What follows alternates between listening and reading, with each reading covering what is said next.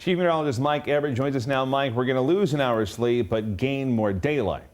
That's absolutely right. You know, it's one of those things where in the fall when we do that set it back thing, it's kind of abrupt. This time of year, it's actually nice. We extend the daylight by about an hour, unless, of course, you're one of those early risers. You're not going to like that a whole lot. But the days will get longer and longer until we reach the summer solstice.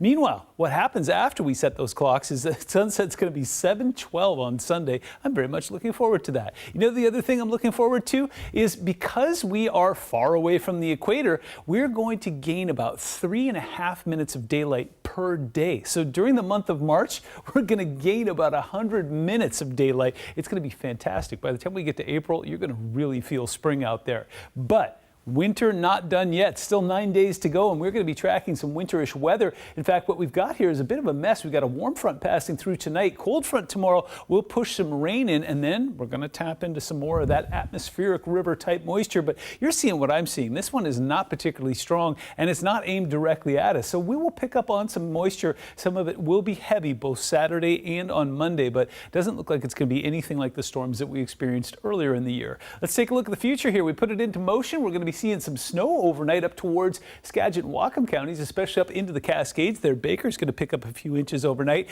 Along the coast, we'll see some scattered showers. Vancouver Island is going to see a rain-snow mix there as well. Things will quiet down slightly, and then as we go towards the afternoon tomorrow, you'll be able to get out and do whatever you want to do tomorrow morning, and then right around 2 o'clock in the afternoon is when we expect those showers to transition over to heavier rain from Everett all the way down through Olympia towards Chehalis as well, and you're going to start to see that snow up towards Hurricane Ridge. By dinner time, we're going to start to see some snow in the mountains, and what's fantastic about this is we're not going to see one of those big rises in snow levels. It looks like it's going to be right about pass level, but despite that, I don't expect to see any closures at Snoqualmie Pass. It's going to be a few inches. It's no big deal, nothing that WashDOT can't handle. As we go towards Sunday in the early morning hours, we start to see some of that snow transition farther south. So Crystal, White Pass, they're going to do all right there, and we'll see some of that heavier rain again sticking with us into the early morning hours of Sunday.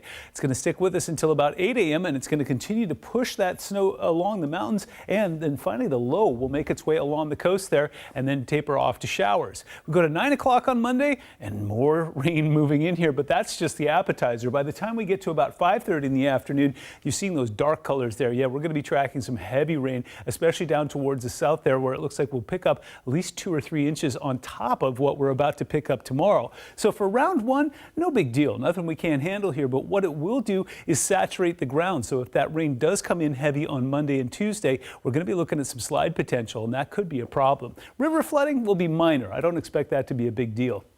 Take a look at snow levels. They will gradually climb up to about 4,500 feet on Tuesday, but none of that crazy 9,000 foot stuff that we had last time. And then they will pull back into about the 2,500 foot range on Wednesday, and we're tracking another system moving in behind that. So as far as the snow goes, it looks like Baker will get a few inches overnight tonight. They'll add to that, so by the time they get to Sunday morning, they've got almost 3/4 of a foot there. All of the resorts are going to get a nice topping, and by the time we go to Monday morning, we're looking at about half a foot at Stevens, Snoqualmie, Crystal, White Pass gets about 8 inches, and Baker closing in on a foot. Your 7-day forecast shows us being mild overnight. There is some thunderstorm potential along the coast tomorrow, and we're looking at a wet week to finish out winter.